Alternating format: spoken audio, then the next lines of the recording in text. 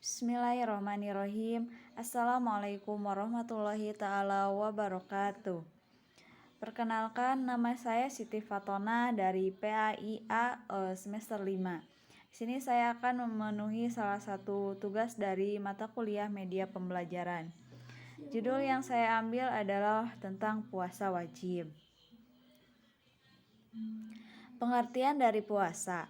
Puasa atau yang dalam bahasa Arabnya disebut dengan saum, secara bahasa mempunyai arti mencegah atau menahan diri, seperti menahan makan, menahan minum, atau menahan dari segala sesuatu yang tidak bermanfaat.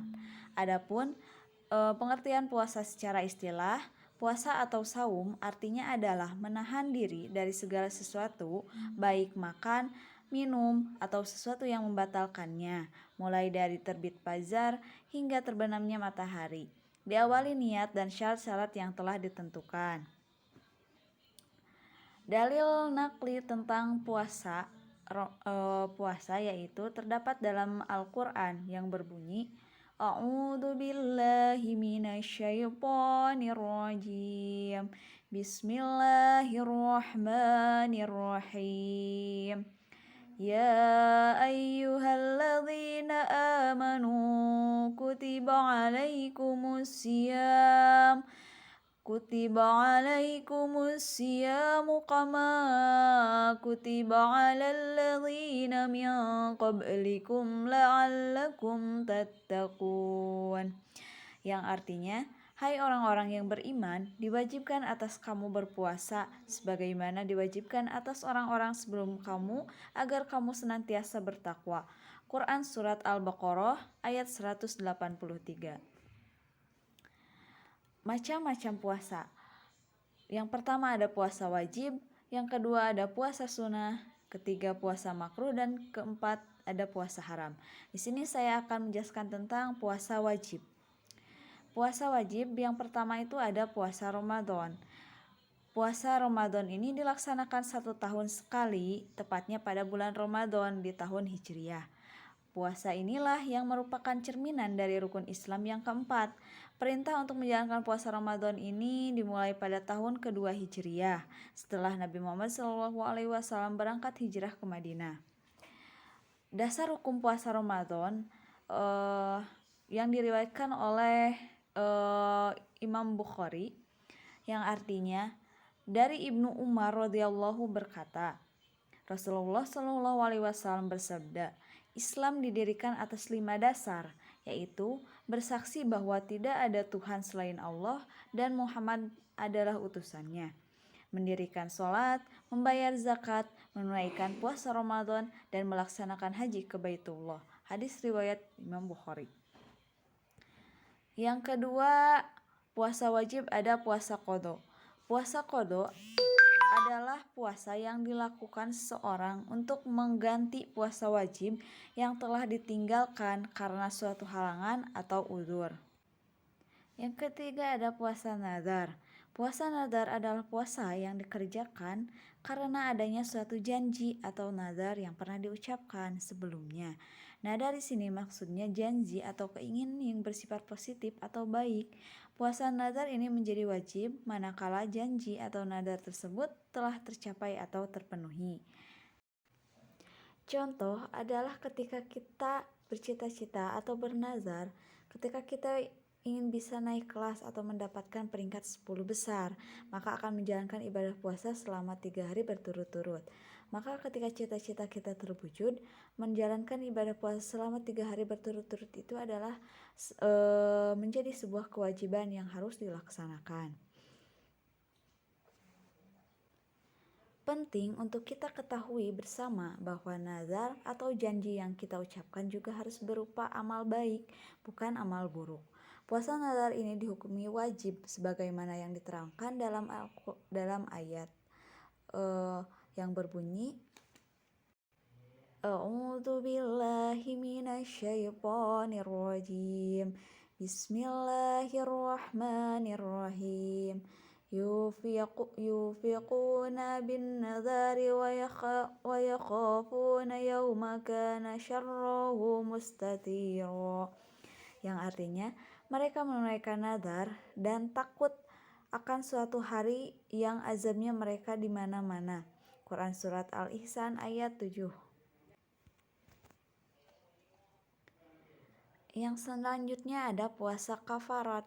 Puasa kafarat masuk dalam puasa yang wajib dikerjakan, dikarenakan seseorang telah melanggar suatu larangan yang telah ditetapkan dalam suatu ibadah tertentu. Puasa kafarat ini sebagai wujud denda atas pelanggaran yang telah dilakukan oleh seseorang tersebut.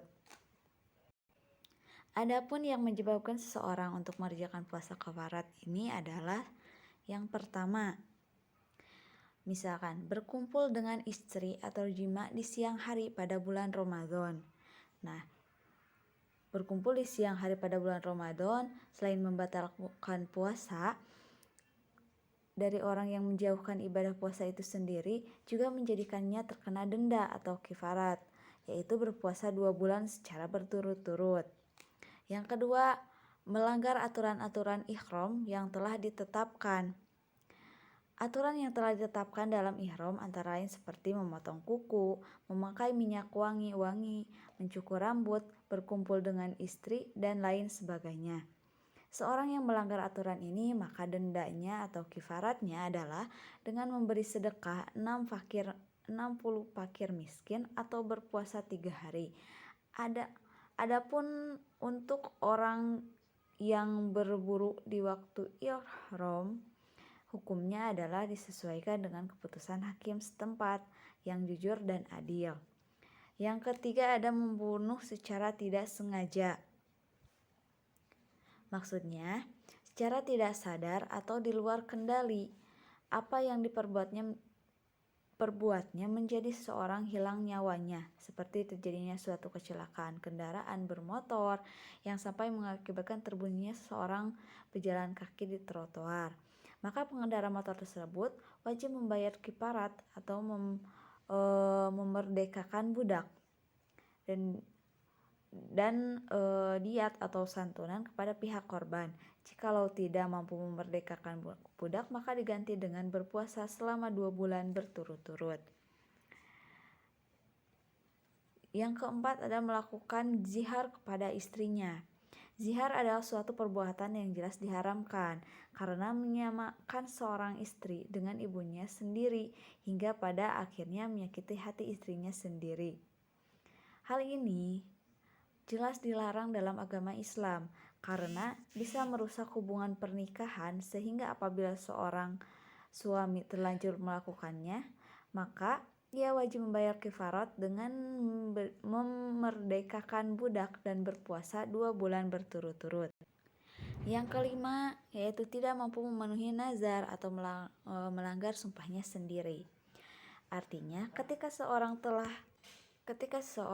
bersumpah atau bernazar, maka orang tersebut mempunyai kewajiban atau untuk memenuhinya. Akan tetapi ketika nazar atau sumpahnya itu sudah terwujud, namun seorang tersebut tidak mampu akan janji yang disertakan dalam sumpahnya tersebut, maka orang tersebut diwajibkan untuk membayar fidyah dengan memberi makan 10 orang miskin. Adapun jika tidak mampu membayarnya, diganti dengan berpuasa 3 hari. Contohnya, ketika ada seorang yang sedang sakit parah, kemudian dirinya berjanji atau bernazar akan memberikan hadiah berupa bantuan pendidikan kepada 20 anak yatim sebesar 2 juta rupiah. Ketika sakitnya itu sembuh, akan tetapi orang yang sakit ini tidak bisa melaksanakan secara sempurna, maka baginya adalah membayarkan fidyah pada 10 orang miskin. Jikalau tidak mampu membayar fidyah, maka orang tersebut berpuasa selama 3 hari. Nah, yang keenam yaitu mengerjakan haji dan umroh dengan cara tamatuk atau haji yang dilakukan setelah umroh, dan qiran, haji dan umroh dilakukan secara bersamaan. Seorang yang mengerjakan haji dan umroh dengan cara tersebut, maka denda atau kifaratnya adalah menyembelih seekor kambing yang pantas untuk dijadikan kurban. Jikalau tidak mampu melaksanakannya, maka menjalankan puasa selama 10 hari. 3 hari dilaksanakan pada waktu ihram, paling lambat sebelum hari raya Idul Adha. Sedangkan 7 harinya dilaksanakan ketika sudah pulang ke daerah atau negaranya masing-masing. Syarat wajib puasa. Syarat puasa terbagi menjadi dua bagian, yaitu yang pertama ada syarat wajib puasa dan syarat sah puasa. Syarat wajib puasa yang pertama ada beragama Islam, kedua telah bercukup umur atau balik, ketiga mempunyai akal sehat atau waras yang bisa dipakai untuk berpikir, keempat suci dari haid dan juga nifas, kelima sedang mukim atau tidak berpergian, dan yang keenam sanggup melaksanakan puasa. Yang kedua adalah syarat sah puasa. Yang pertama ada beragama Islam saat melaksanakan puasa tersebut. Yang kedua ada mumayyiz atau artinya mempunyai kemampuan membedakan antara yang baik dan yang buruk. Yang ketiga suci dari haid, nifas dan juga wiladah. Yang keempat dilakukan pada waktu yang telah ditentukan. Rukun-rukun puasa. Yang pertama ada niat, yang kedua menahan diri sejak terbit fajar sampai terbenamnya matahari. Adapun hal-hal yang membatalkan puasa, yang pertama, tindakan-tindakan hal yang membatalkan puasa yaitu makan dan minum secara sengaja atau dengan sengaja, muntah dengan sengaja, mengeluarkan mani dengan sengaja, melaksanakan hubungan suami istri, membatalkan niat puasa. Yang terakhir murtad atau keluar dari agama Islam. Yang kedua, hal-hal yang tidak dapat dihindari. Yang pertama itu keluar darah haid atau nifas, ini untuk perempuan. Yang kedua, hilang akal baik karena gila atau sakit. Yang ketiga, melihat bulan tanggal 1 Syawal. Orang-orang yang boleh tidak melakukan puasa Ramadan, yang pertama musafir, yaitu seorang musafir boleh untuk tidak berpuasa karena beratnya perjalanan. Yang kedua, orang yang sedang menderita sakit. Hal ini supaya dapat meringankan sakitnya dan juga memudahkan perawatannya. Yang ketiga, wanita yang sedang hamil dan menyusui. Yang keempat, orang yang sudah tua renta. Hal ini karena fisik mereka yang sudah berkurang. Yang kelima, orang yang bekerja keras, seorang tidak mempunyai pekerjaan lain selain pekerjaan tersebut, maka ia boleh berbuka supaya bisa bekerja, namun yang bersangkutan harus menggantinya pada hari lainnya atau mengqadhonya. Bagi mereka yang diperbolehkan untuk tidak berpuasa Ramadan, maka sebagai gantinya mereka bisa menggantinya pada hari yang lainnya sebanyak hari yang ditinggalkannya. Selain hal tersebut, ia bisa membayar fidyah untuk setiap hari yang ditinggalkan tersebut. Sekian dan terima kasih dari pemaparan materi dari saya. Kurang dan lebihnya mohon dimaafkan. Apabila ada pertanyaan yang ingin ditanyakan, silahkan berkomentar. Saya cukupkan sekian. Wallahul muwaffiq ila aqwamit thoriq. Wassalamualaikum warahmatullahi taala wabarakatuh.